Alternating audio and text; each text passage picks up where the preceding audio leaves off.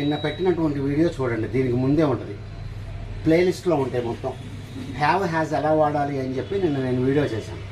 Right, కాబట్టి have has వచ్చి ఇక్కడ మనకి థర్డ్ ఫామ్ వస్తుంది. థర్డ్ ఫామ్ అంటే చూడండి, హ్యావ్ గాన్, గో వెంట గాన్, హ్యాస్ సీన్, సీసా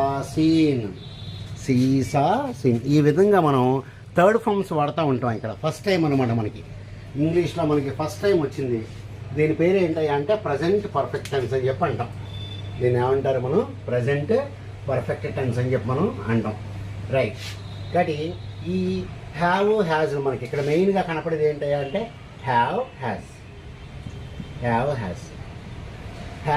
తర్వాత మీరు ఒక పని చెప్పాలి అంటే అది ఎప్పుడు కూడా థర్డ్ ఫామ్